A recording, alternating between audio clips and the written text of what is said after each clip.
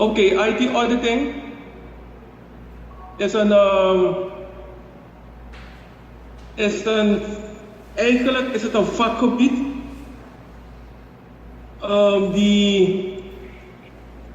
waar wij niet omheen kunnen. Het is niet echt IT, niet echt ICT, maar het is wel ICT gerelateerd. Maar de methoden en technieken wat een auditor gebruikt, zijn eigenlijk vanuit de accounting. Dus eigenlijk is het ontstaan vanuit de externe accounting. Je weet dat elk bedrijf heeft een jaarrekening. En bij de eindejaarscontrole dan checken ze de financiële systemen die de cijfers heeft gepubliceerd. Maar naarmate de jaren verstreken zijn,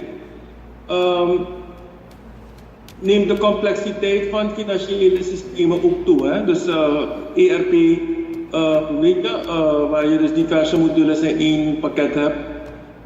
Je facturering, je debiteur, je crediteur, al je hele administratie in één pakket met diverse modules. Naarmate dat soort zaken toenemen, zegt de accountant van, weet je wat, ik moet eerst zeker zijn of de IT wel de juiste cijfers daar produceert. Met andere woorden, die cijfers moeten dus integer zijn. Nou is het zo dat de IT-auditor dan getraind wordt om ICT-controls eigenlijk te kennen. Dus niet veel IT-auditors zijn dus vanuit de ICT erin gerold. Dat zijn de gevaarlijke auditors. De IT-auditors, zoals bijvoorbeeld ik, die eigenlijk vanuit de ICT iedereen zijn gerold, die zijn de gevaarlijkste, omdat ze dus in feite alle kneepjes van het vak kennen, van het ICT-vak. De auditors die vanuit de accounting erin gerold zijn, die moet je ook niet onderschatten, want ze zijn getraind in de controls. En het framework dat we daarvoor gebruiken is eigenlijk onder andere Audit. En eigenlijk is IT auditing eigenlijk dus het zoeken naar risico's. Risico's wat ze dus eigenlijk binnen de IT lopen. Zodat bijvoorbeeld de financiële systemen niet meer zouden kunnen draaien. Dus in feite gaat de IT-auditor dus checken hoe die financiële informatievoorziening tot stand komt. Dus zo is het begonnen, hè. Maar vandaag aan de dag zie je ook dat IT-auditors eigenlijk zich ook toespitsen op projectmanagement en op andere facetten van de ICT. Op bijvoorbeeld acquisitie, dus aankoop van hardware en software. Kijken hoe een project is gegaan. Ook kijken waarom een project is mislukt. Al dat soort dingen. Ze worden dus apart ingehuurd voor jobs. Dus behalve hun rol bij de jaarrekening, bij de eindejaars, bij de jaarlijkse accountantscontrole, zijn ze dus ook eigenlijk actief in het ICT gebeuren. Maar nogmaals, de ICT'ers onder de auditors zijn weinig, maar die zijn ook de gevaarlijkste. Dus als je een bedrijf hebt die zo'n auditor inhuurt, dan loop je eerder kans om gepakt te worden op zaken, dan dat je dus een auditor dan krijgt die vanuit de accounting. Omdat hij dan niet gaat doorvragen. Hij checkt gewoon of de controles er zijn en zo ja, dan is het prima. Als zo niet, dan tekent hij dat aan. Maar een IT-auditor vanuit de ICT die gaat natuurlijk veel dieper doorvragen, waardoor hij dus vaak toch op risico's komt. Oké, dat was even een hele korte introductie. Ik ga die literatuur voor jullie sturen.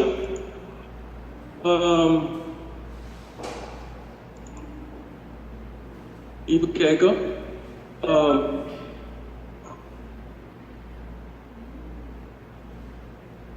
IT auditing, ja. Die ga ik, volgens mij zitten ze al op Skype. Of hoe kom ik op Skype? Op Moodle. Dus via Moodle zouden jullie alles al kunnen downloaden, als ik me niet vergis. Ik kan me vergissen hoor, ik ga even straks kijken op Moodle. Maar in ieder geval, ik zal zorgen dat het komt op Moodle. Geef jullie maar stuur jullie maar zometeen een mail met alle namen en e-mailadressen van jullie cohort. Want ik heb het opgevraagd bij PTC, maar ik heb het steeds niet gehad. Ja, dus ik wil, zodra ik jullie namen heb en e-mailadressen, dan kan ik dat toevoegen bij Moodle en dan kan je via Moodle kan je dan gewoon die spullen downloaden. Ik ga zo meteen even kijken of alles er al is, zodat ik het niet meer hoef te downloaden dan. Volgens mij heb ik het al hier in een grote zip-file. Ja, ik ken het zip-file, dan ga ik het file even sturen naar jullie, naar Skype. En dan even kijken, hoe gaat het nou? Ik stop het even in de zip-file. En zou hij in feite nou moeten downloaden. Dan kunnen jullie het ook van daaruit. Ik heb het al gestuurd. Hij is bezig ongeveer 720 MB. Oké, wat ook zo is dat de boeken zijn gekopieerd. Want het zijn hele dure boeken die we eigenlijk, mijn voorganger die dus dit vak gaf, had ze laten inkopiëren. Maar ze zijn niet geweldig gekomen. Die boeken zijn nog duur om aan te schaffen, zo'n 60, 70, 100 euro per stuk. Dus het is niet echt te doen. Dus daarom hebben we ze laten kopiëren. Het is nog wel te lezen, maar het is net als bij de andere vakken mensen, bij de ITL en zo. Begin al vanaf vandaag te lezen, want je gaat niet klaarkomen met de stof. Het is, deze boek is een vrij, het is nog een theorie, alleen ga je dus wel een casus moeten doen. En die casus die telt dus dat ook mee in het cijfer. Dus hoe die verhouding is, dat zal ik jullie straks laten zien bij de slides. Ik ga even de slides alvast delen. De files is onderweg naar jullie. Je kan hem dan straks vanuit deze PC downloaden. Over het algemeen wordt er wel goed gewerkt met dit vak hoor. Het is niet dat men slecht werkt met dit vak. Alleen als je het niet op tijd aanpakt, dan loop je kans dat je achter gaat raken. En dat, ik zie dat bijna iedereen van Nikkei heeft gehaald. Dus no problem wat het aangaat. Ja, nou, als je gewoon doet wat ik zeg, dan loop je geen gevaar. Ik ben nou argue met jouw paai. Dus dat is altijd de regel die ik hanteer. Jullie kennen me zo langzamerhand wel. Dus. Maar enfin, we gaan even de slides erbij halen. Kan ik dat alvast presenteren.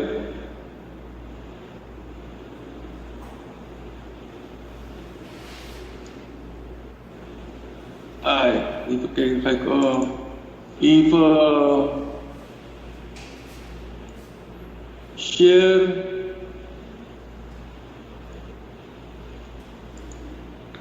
Oké, zien jullie al iets voor daar? Sir, het loopt nog meneer. Ja, meneer. Ja, meneer. Zie je al iets op het bord? Ja?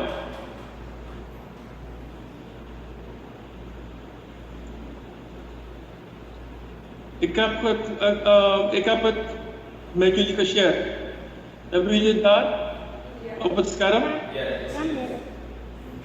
Ja? Oké. Oké, we gaan door. Oké, er zijn dus 2 boeken. Grondslagen van de IT-auditing en IT-auditing in de praktijk. We hebben de nieuwe boeken, de nieuwe versies gekocht. Ik zal met de OC checken wanneer ze zich kan inscannen. Zodat het dan ook makkelijker leest. Ja, dus we hebben de allernieuwste versies van de boeken ook. Dit is een ietsje oudere versie die jullie daar hebben, maar dat is niet zo erg, want de inhoud van de stap is niet gewijzigd.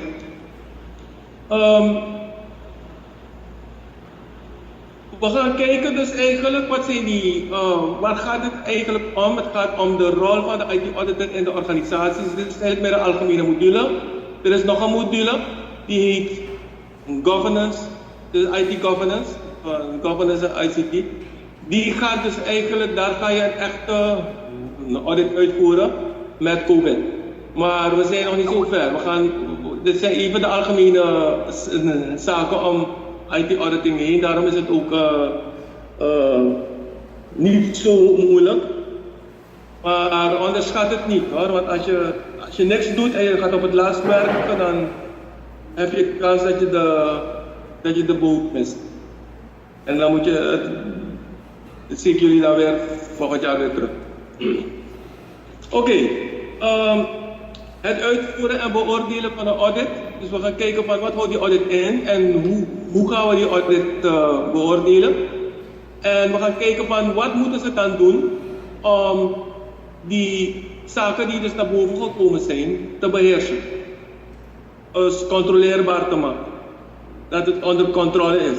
Want anders heeft zo'n audit natuurlijk heel weinig zin. Dan is er ook nog een casus.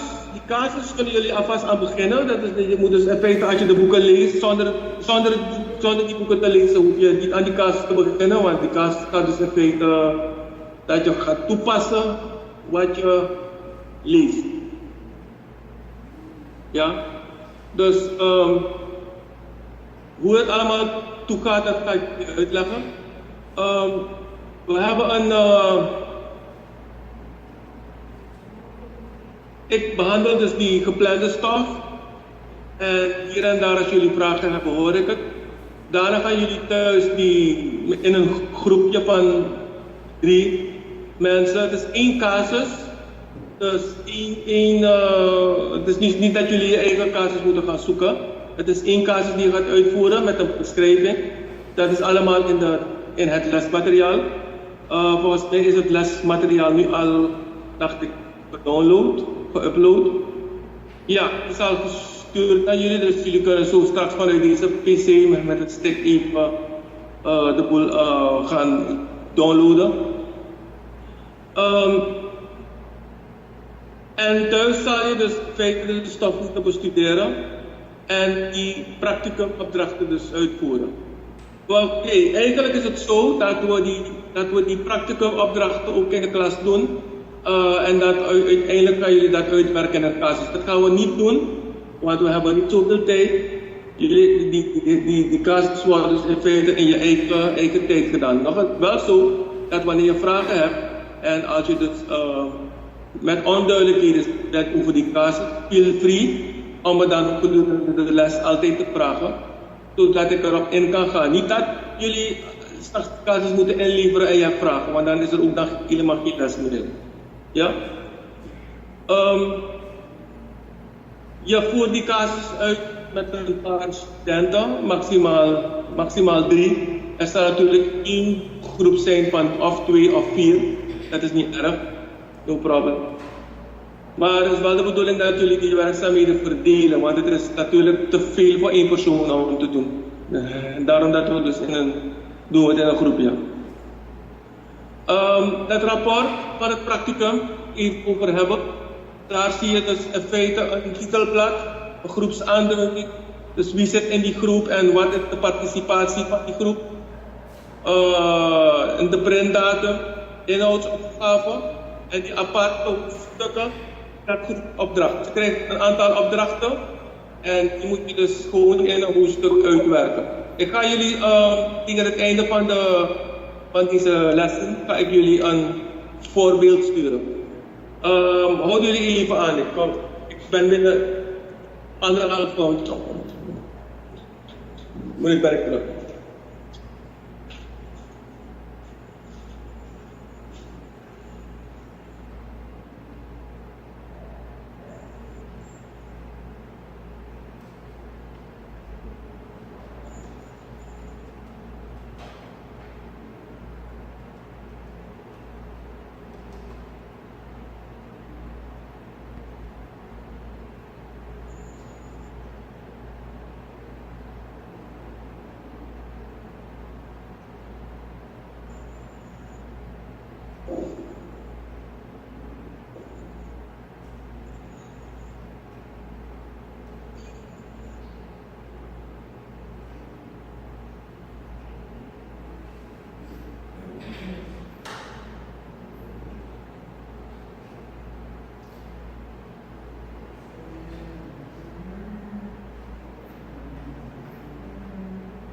Ja.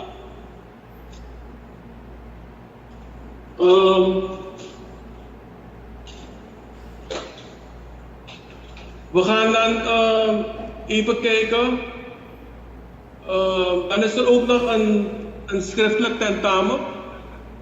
Vroeger waren dat open vragen, maar ik heb het veranderd in multiple choice. Mijn voorganger gaf het met open vragen. Maar ik doe het met multiple choices dan voor jullie makkelijk. Als je die casus hebt gemaakt en ik ben niet tevreden, dan mail je, dan moet je die casus binnen een paar dagen veranderen. Dat is een soort herkansing. Als je het tentamen niet haalt, ja dan... bij die casus moet je maximaal moet je minimaal een 5 halen. Heb je onder de 5, dan doe je niet mee. Ik bedoel, dan moet je die casus dan verbeteren. Ja? Want anders heeft het geen zin dat je dus in feite voor het examen een goed cijfer hebt, maar dan voor die casus heb je een 3 of een 4. Dat is ook niet de bedoeling, want je moet ook van die casus leren.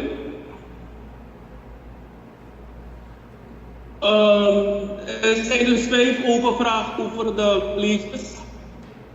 En 5 multiple choice vragen over de colleges en 5 multiple choice vragen over een casus. Je krijgt op het tentamen ook een korte casus. Dat is meestal een artikel. En vanuit het artikel worden dus over IT auditing, dat artikel, en dan moet je dus in feite een paar vragen beantwoorden over dat artikel. Dat is dus het tentamen, maar dat ga ik jullie nog laten zien. Dus we zijn zo ver. Nogmaals, de golden rule. Het zijn veel boeken, dus begin alvast te lezen. Doe zeker een 10 pagina's misschien per dag. Kan je even lezen, omdat anders kan je de stof niet snappen als je het op het laatste moment alles moet gaan lezen. Het is toevallig heel makkelijk geschreven. De boeken zijn heel makkelijk geschreven. Het is geen moeilijk Nederlands. Het is makkelijk te lezen en ook te begrijpen. Dus je kan nooit zeggen van ja, maar ik kan maar een half uur lezen en ik ben heel moe geworden. Kan niet, want het wordt als een soort verhaal verteld. Dus het is eigenlijk niet zo spannend.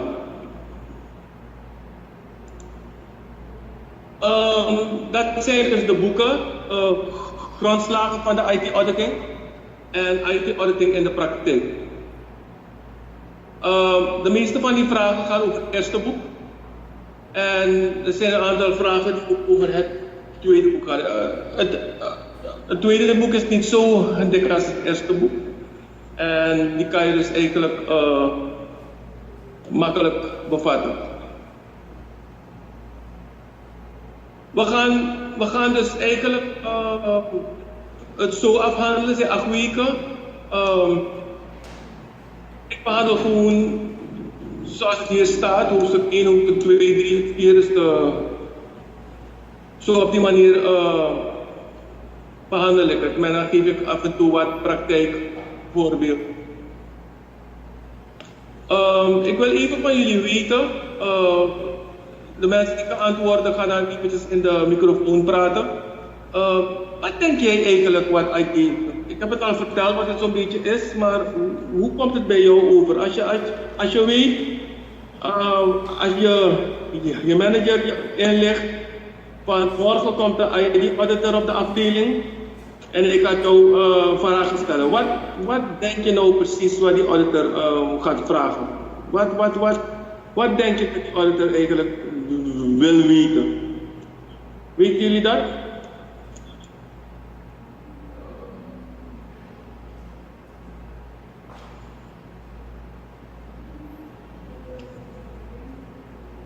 Jullie mogen me antwoorden hoor. Ik wacht.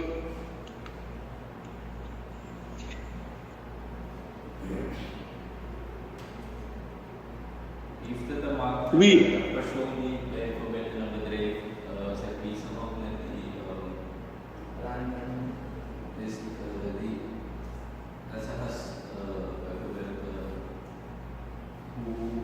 hoe je als ICT-afdeling daar dus een strategie in Ja, het is dus. Kijk, een IT-auditor die gaat zich in feite focussen op een aantal onderwerpen, een aantal domeinen binnen de IT. Hij gaat focussen op IT governance, hoe en in welke mate support de ICT de business. Op welke manier is er een goede alignment tussen de business en de ICT? Dat is een domein, IT governance is een domein waarop hij focust. Hij focust ook op ITSM, IT Service Management, op ITIL en zo. Hij gaat dus kijken naar je incident management, je change management, je configuratiemanagement, je security, dus op operationele zaken. Dus hij is daar overal op het gebied van ICT. Ja, hij gaat ook, ja, maar nogmaals, het zijn controls. Hè? Het zijn controls die vanuit COVID, dat is het vak IT governance die jullie nog gaan krijgen als vervolg hierop. Maar hij gaat dus even er zijn een aantal zaken en hij gaat ook focussen op projectmanagement.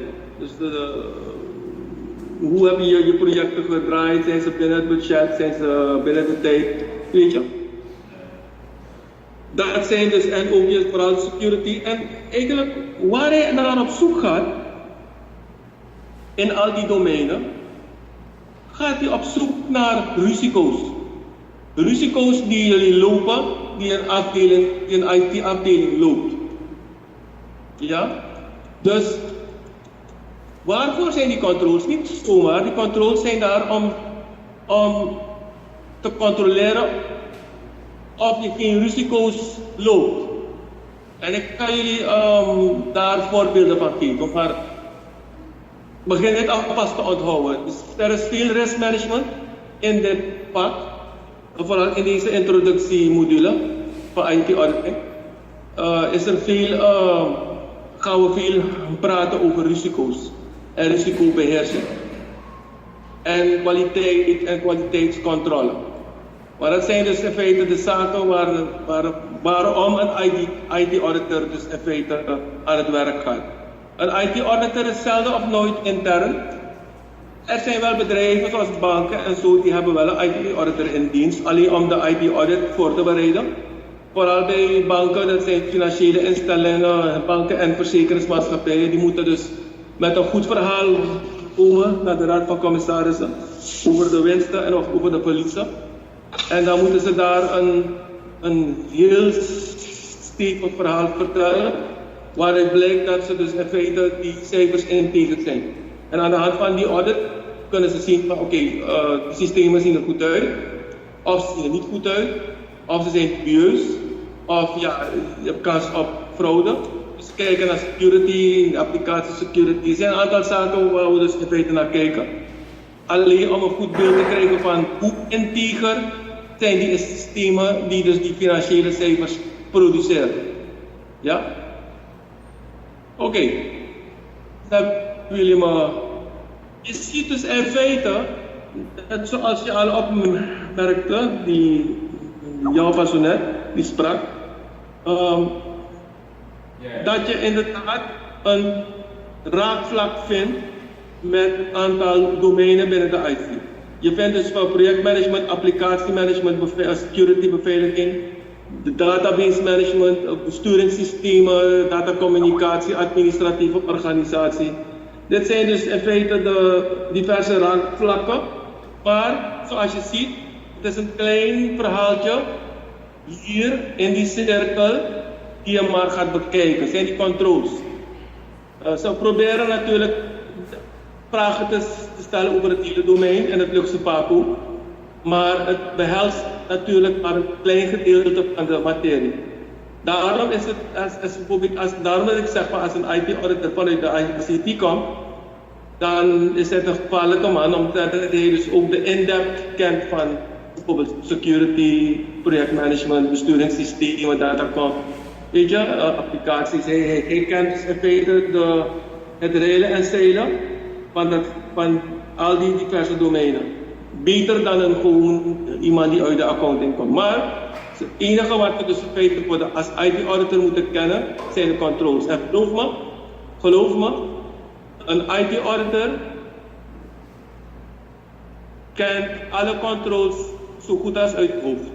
En hij weet precies hoe hij die vragen stelt en hij weet precies welke informatie hij zoekt. Ja? Dus een IT-auditor kan je niet voor de gek houden. Een IT-auditor werkt met feiten, met bewijsmateriaal, met logboeken, met contracten, dus zaken die hard zijn. Een auditor gelooft niet in ja, maar misschien en ja, we doen het volgens mij zo en ja, dat doen we het. Nee. Een auditor werkt volledig. Het is er of het is er niet. Het is ja of het is nee. En dat kan best wel een flinke uitdaging zijn hoor. Want bijvoorbeeld, ik geef je een voorbeeld hè. Er zijn, laten we zeggen, je gaat bij een bedrijf en ik vraag aan die mensen, hebben jullie een backup systeem? Ja, we maken backup. We maken backup op Teams of op Skype. En we doen het zo. En dan zei ik van bijvoorbeeld, hebben jullie calamiteiten gehad in de afgelopen jaren waar jullie je backups moeten restoren? Nee, we hebben geen problemen gehad. Maar we maken wel elke dag die backup en we kijken of aan de log van het systeemlog of die backup is gelukt of niet. Maar als het niet gelukt is, dan moeten we die backup opnieuw starten. Dan zeg ik als auditor, prima, dus jullie maken backup. Maar de volgende vraag die ik daarna stel is van, hebben jullie die restore uitgetest? Hebben jullie een blanco server gezet? Laten we zeggen, je hebt een backup gemaakt van de server. En hebben jullie die server uitgeschakeld? En hebben jullie een splinternieuwe server gehaald uit een doos? En hebben jullie het kunnen restoren? Hoe lang duurt het om het te restoren? Ja, we moeten bijvoorbeeld de businessvraag binnen een uur hersteld zijn. Kan je die backup binnen een uur restoren? En is het uitgetest? Hebben de gebruikers test uitgevoerd? Een UAT, een User Acceptance Test, om te kijken of alle informatie nog in het systeem is. Als ze dus normaal kunnen werken, alsof er niks aan de hand is. De meesten zeggen nee, we hebben dat ooit uitgetest. Dan zegt de auditor, dan hebben jullie dus geen backup. Dat zegt hij dus gewoon hard. Want het backup verhaal betekent backup en restore. Toch? Die restore moet uitgetest zijn. Hebben jullie daar bewijzen van? Hebben jullie en dan zeggen ze, ja, we hebben het ooit een keertje gedaan met een server en weet ik veel wat. Oké, jullie hebben daar, is er een systeemlog, maar mag ik die systeemlog zien? Is het gelukt? Maar ik wil alleen maar dat weten, welke server hebben jullie gerestored? Oké, een server waar het financiële systeem op zit. Oké, heeft iedereen een user acceptance test uitgevoerd? Is daar een rapportje van dat het systeem precies hetzelfde is als wat ze hebben aangetroffen ervoor?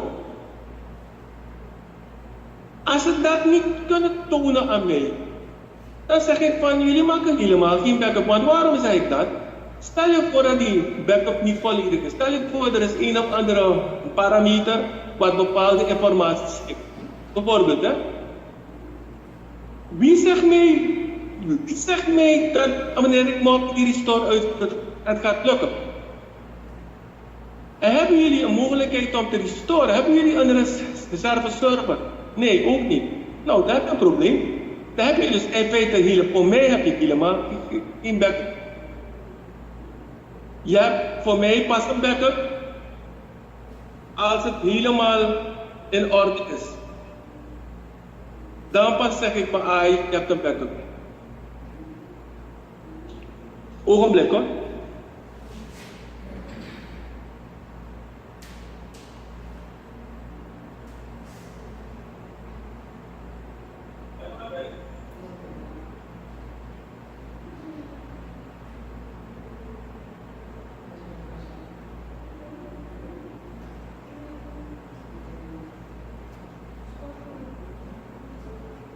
Ja, dus als er geen risico wordt uitgetest, dan heb je voor mij, heb je niks. Eigenlijk. Heel simpel. Oké. We gaan praten van dus wat ik al heb verteld en hoe komt het dat nou, de IT die neemt natuurlijk een grotere impact op de samenleving. En hoe groter de IT, hoe groter de risico's ook komen, want je kan gehackt worden. En het geeft dus, IT-auditing geeft dus de aandeelhouders, de stakeholders, belanghebbenden, een zekerheid dat dus in feite die informatietechnologie heel goed wordt beheerst, de risico's. Als ik een audit heb, van de IT-auditor, want je moet ook beëdigd worden. Ik ben zelf geen beëdigde auditor. Ik heb wel die opleiding gedaan, maar ik ben niet beëdigd. Omdat het ook niet mijn volledige beroep is. Ik heb het gewoon echt gedaan omdat ik veel audits moet voorbereiden op afdelingen. Dus ik begin ze alvast voor te bereiden wat voor soort vragen ze kunnen krijgen. En dan ga ik kijken of ze bulletproof zijn. En zo ja, dan laat ik die auditor komen. Zo niet, dan maken ze eerst hun zaakjes in orde voordat die auditor komt. Want we willen natuurlijk dat hij een hoge score geeft. Een auditor geeft namelijk 3 signalen af. Hij geeft aan een red flag, dat betekent het is goed, het is best op, het is slecht, of het is er niet. Hij geeft aan oranje. Oranje betekent van nou, je bent er wel mee bezig, maar we hebben nog niet geweldig veel gezien. En we kijken er handreichend naar uit. Maar je bent dan wel in een paar zone, maar je hebt nog kans om het te herstellen. En groen betekent ook dat die controle in orde is.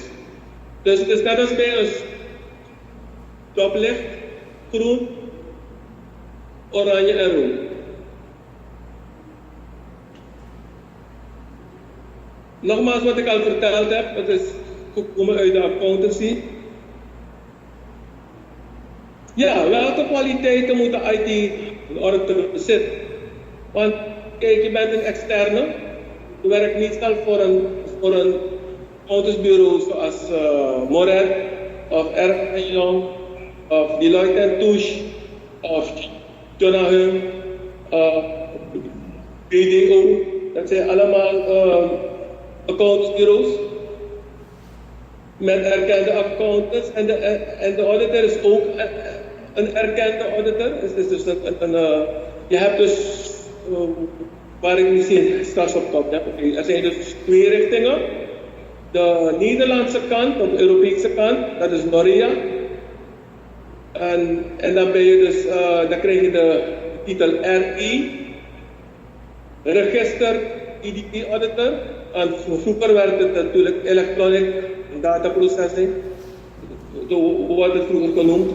Een IT-auditor heette vroeger een IDP-auditor. En die titel is er nog steeds afgeleid, de RE. Dat is dus een 2,5-jarige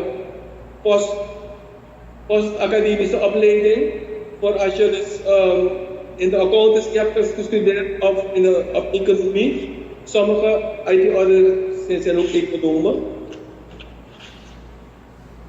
En je hebt de Amerikaanse tak, dat is de CISA. Die heb ik zelf. CISA is van ISACA. ISACA is de wereldorganisatie gevestigd in Amerika, maar het omvat eigenlijk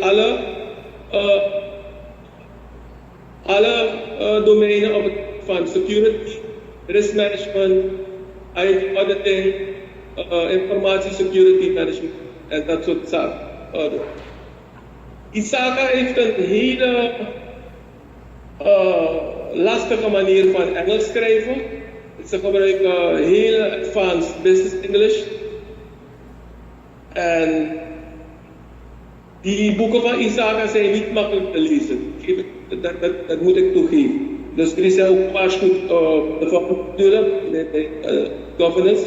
Daar ga je een paar boeken van ISACA ga je door moeten lezen. En dat is, geloof me, ISACA is ISACA. ISACA is zijn eigen interpretatie van de IT-domein. Een andere interpretatie dan voor ITIL of andere standaard. ISACA staat wat dat betreft op zichzelf.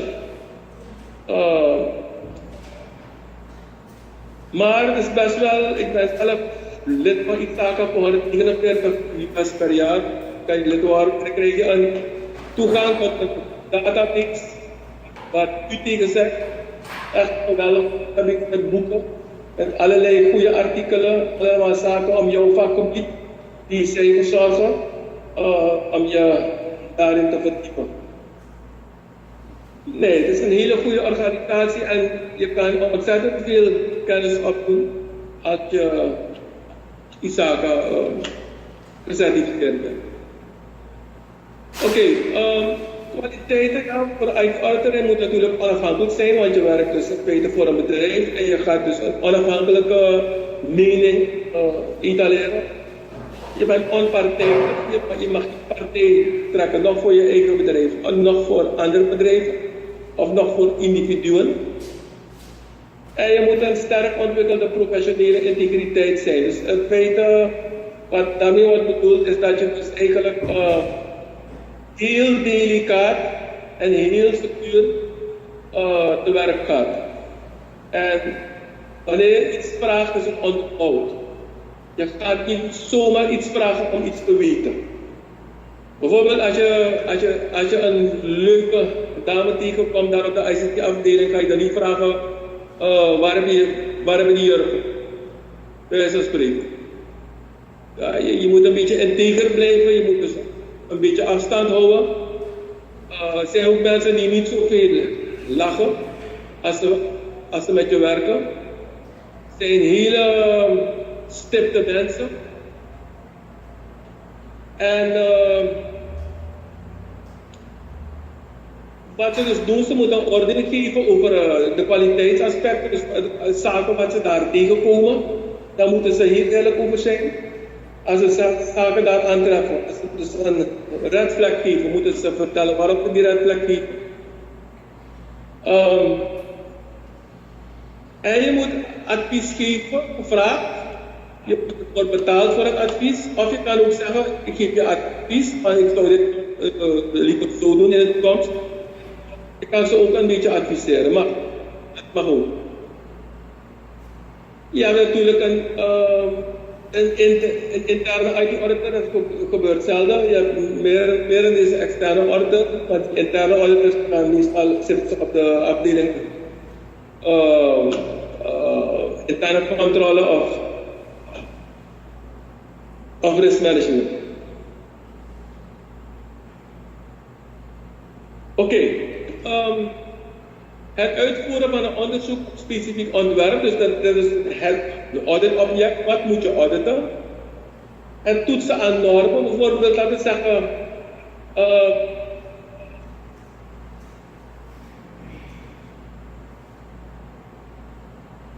85% van de incidenten hebben zij als norm die binnen de tijd opgelost worden.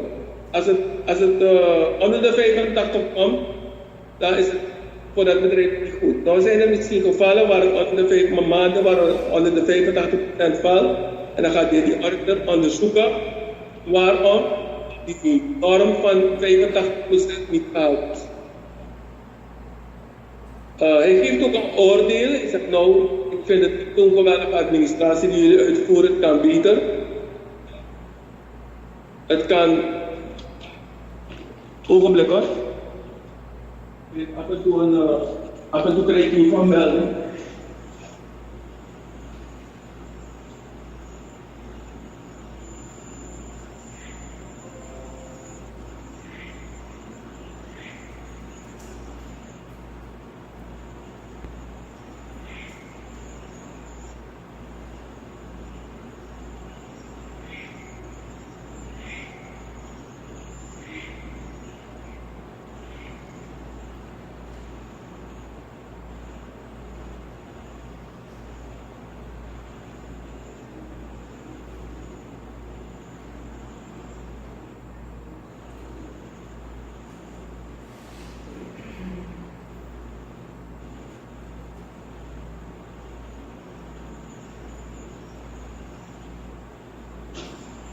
Ja, hij gaat dus,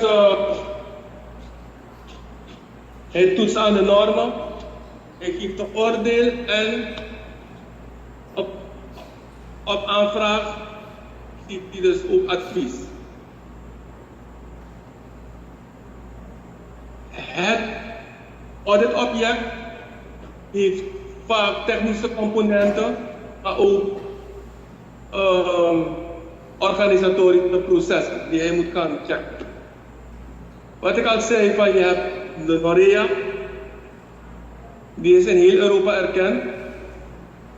En andere instanties in Frankrijk en Duitsland en zo, die zijn ook allemaal erkend door NOREA, dus dat is de Europese tak. Kent 6 IT auditdomeinen.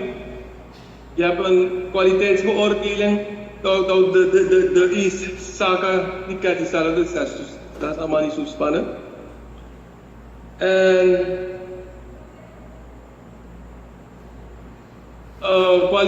kwaliteitsbeoordelingen, een auditobject, door een of meer kwaliteitsaspecten toetsen aan specifieke criteria. Dus er zijn criteria die hij zelf stelt op de controles, of de normen die de bedrijven gesteld hebben. Wat ik zeg, van die 85% van de incidenten die moeten gehaald worden. Dit zijn de 6 domeinen van NOREA. Informatiestrategie, informatiemanagement, IT-management, informatiesystemen, technische systemen, processystemen en operationele automatiseringsondersteuning. Dat is service management. Die bladzijden die staan er ook bij.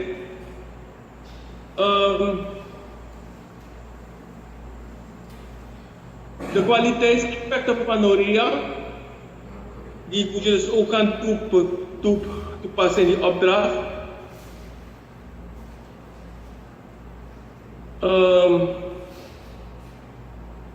Effectiviteit, efficiency en wat ze daaronder verstaan, is dat allemaal in het boek. Op bladzijde 120. Exclusiviteit, integriteit, controleerbaarheid, continuïteit, beschikbaarheid en beheersbaarheid. Dat zijn de kwaliteitsaspecten van het NORIA.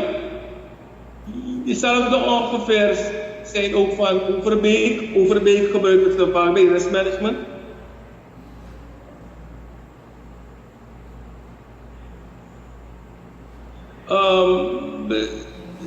Onder integriteit kijken ze dus naar correctheid, validiteit.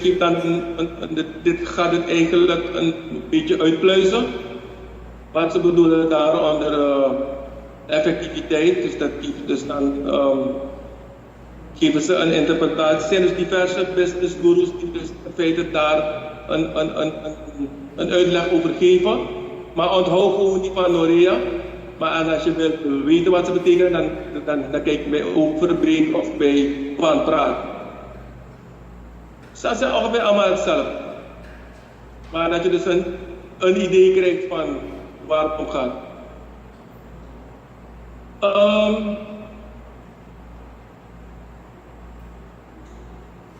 We gaan kijken naar de informatietechnologie, het begrippenkader, toepassingen IT, levensfase van het informatiesysteem, waarom organisaties investeren in IT, belanghebbende, impact en een blik vooruit.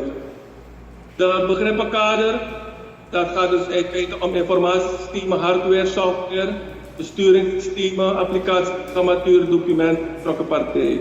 Dat zie je dus ook in het boek. Wat belangrijk is, heb ik dus hier gezet in de slides.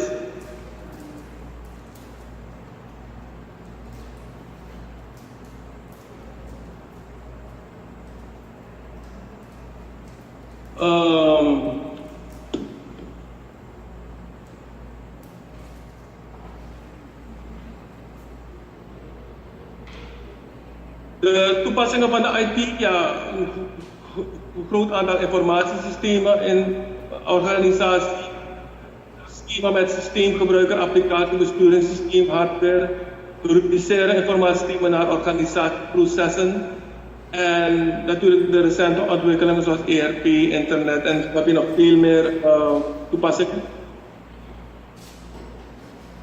De levensfase van het informatiesysteem, de ontwikkelfase, nou, je hebt Agile, Scrum en wil ik even gaan updaten.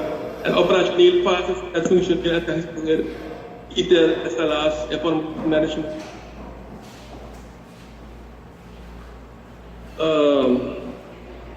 Even hoor.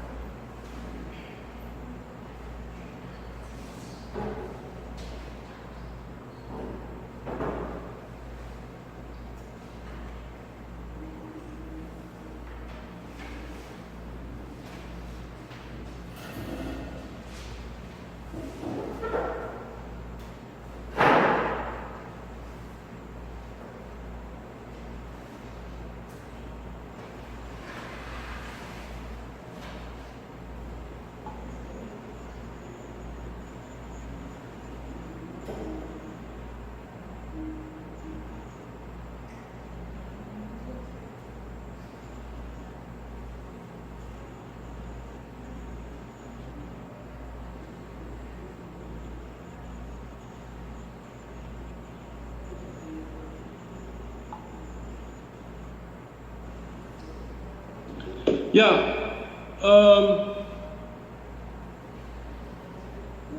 waarom gaan bedrijven investeren in ICT? Ze investeren meestal tussen de 3 en de 10% van de omzet per jaar in ICT en licenties, hardware. Externe redenen, interne redenen, die zie je allemaal op pagina 18, pagina 19. Strategic alignment, business alignment. Andere niet-rationele factoren zoals emoties, dus ze willen natuurlijk het nieuwste van het nieuwste hebben. Het is heel lekker om met een computer te werken, processen, groepsprocessen en ook vaak politieke omstandigheden. En als je in IT investeert, dan investeer je natuurlijk ook mede in andere zaken. Dus belanghebbenden, individueel en uitlopende, wie zijn de belanghebbenden? Ja, natuurlijk management, de zakenrelatie, politiek en overheid en de maatschappij. Wie zijn de belanghebbenden? We kijken naar impact. Wat is impact? Informatietechnologie in Suriname. De economische gevolgen, veranderingen in distributieketen, effectiviteit en efficiëntie, marktprijzen, kwaliteit van de dienstverlening. Impact 2, sociale gevolgen, werkgelegenheid, kwaliteit van het werk, digitale samenleving, privacy. We kijken naar een blik vooruit. Er zijn veel technologische ontwikkelingen met betrekking tot processors en zodat mobiels, tablets, alle soorten nieuwe uitvindingen. En tegelijkertijd naar de sociaal-economische ontwikkelingen, dus waarom ICT eigenlijk steeds groeiende is. Corporate governance, dus in feite om je bedrijf te runnen. Globalisering, bedrijven, dus meer landen doen hetzelfde soort business, dat is globalisering en internationale wetgevingen die vereisen dat ook, dat je dus in feite voldoet aan bepaalde standaarden. Oké, dat was praktisch opdracht.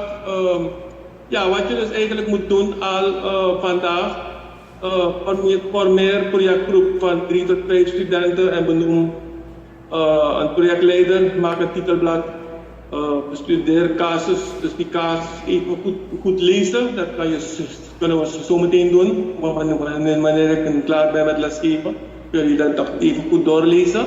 Doe wat in die practicum opdracht staat, dan heb je dat al tenminste gedaan. Die audit object is al in het stuk, dus dat hoef je niet meer uit te kiezen. Dus je hoeft geen bedrijf meer uit te kiezen, dat is al gedaan voor je. Dus dat hoef je niet te doen. En wat gaan we de volgende keer doen? Dan gaan we de volgende keer kijken naar risico's van informatietechnologie. Dat was het dan voor deze week. Even aan inleiding. Ik zou zeggen van blijven jullie nog even zitten. Lees die opdracht, die practicum opdracht even door.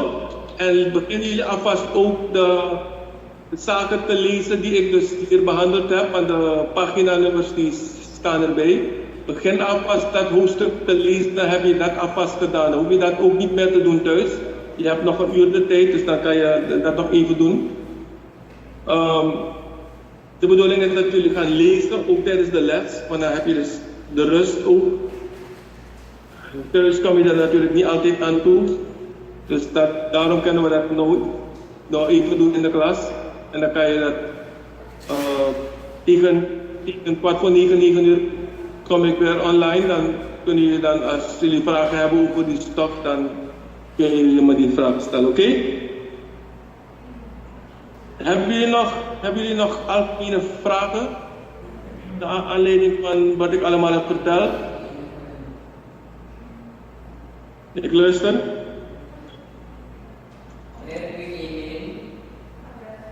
Wat zeg je?